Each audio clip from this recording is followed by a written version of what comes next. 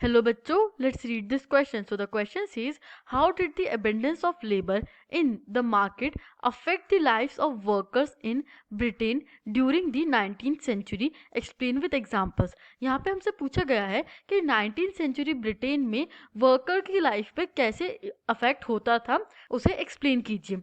Let's see the key concept. Key concept is shift from agricultural sector to industrial sector. अब Britain में भी क्या था, पहले इनिशियली एग्रीकल्चरल सेक्टर पे सब लोग डिपेंडेंट थे. जो भी वर्कर्स थे वो अपने गांव में रहते थे, कंट्री साइड में रहते थे और अपने प्लॉट्स को कल्टीवेट करके वो अपना गुजर बसर करते थे. तो ऐसे एग्रीकल्चरल सेक्टर पे सभी डिपेंडेंट थे.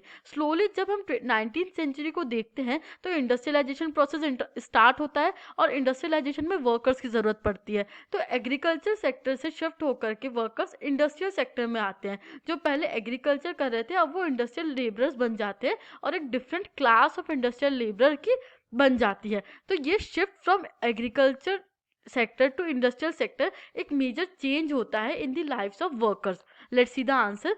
Many job seekers had to wait for weeks, spending nights under bridges or in night shelters.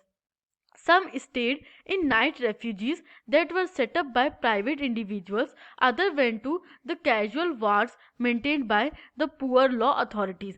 अब क्या होता है जब abundance of labor हो जाता है ब्रिटेन में.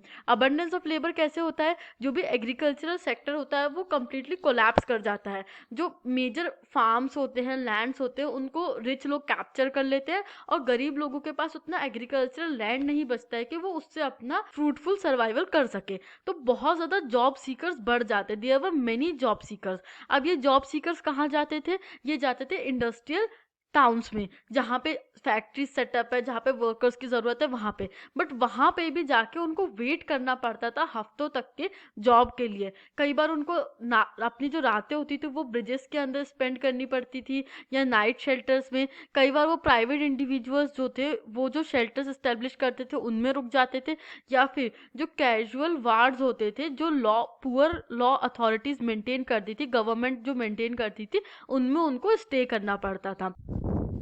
Second point is seasonality of work in many industries meant prolonged period without work. After the busy season was over, the poor were on the streets again. अब क्या होता था, जो workers थे उनका नंबर तो बहुत ज़्यादा था, तो इंडस्ट्रियलिस्ट जो भी हायर करने वाले थे उनके पास बहुत ज़्यादा ऑप्शंस थे और इजीली रिप्लेस कर सकते थे वो एक वर्कर को दूसरे वर्कर से.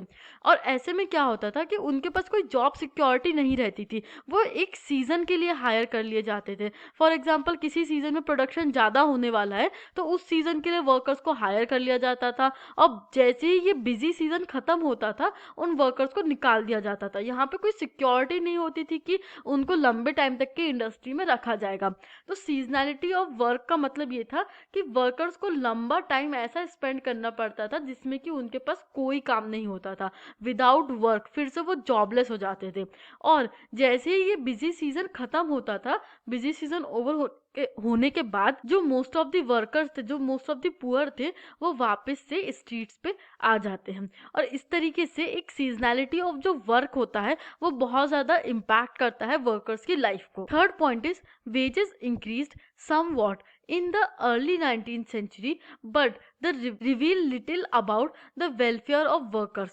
For instance, when the price rose sharply during the prolonged Napoleonic Wars, the real value of what the workers earned fell significantly since the same wages could now buy fewer things.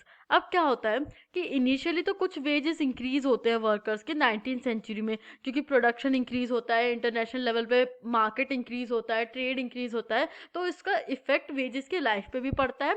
और initially उनके जो wages होते हैं वो some what कुछ हद तक के बढ़ते हैं, बट इसका जो इम्पैक्ट होता है वो बहुत कम होता है, उसका कोई रियल इम्पैक्ट होता नहीं, वो कोई इम्पैक्ट रिवील नहीं करता कि इस वेज इंक्रीज से वर्कर्स की लाइफ में बहुत वेलफेयर हो रहा हो.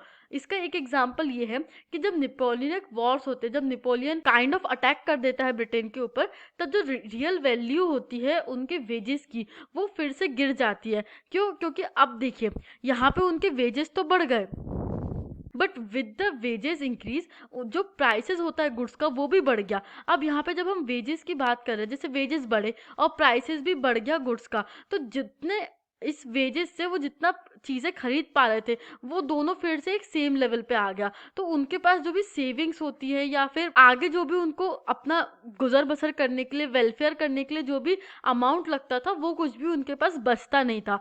और इनफैक्ट इस प्राइस राइज की वजह से एक ह्यूज लेवल पे प्राइस राइज होता है, जिसकी वजह से जो वो जितनी चीज़ें वो पहले ले पा रहे थे उतने ही वेजेस में, उससे भी कम चीज़ें ले पा रहे थे हाई वेजेस में। तो इस तरीके से अबंडेंस ऑफ लेबर की वजह से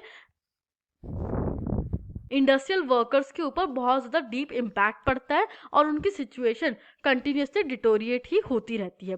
I hope you understood this question. Thank you and best of luck.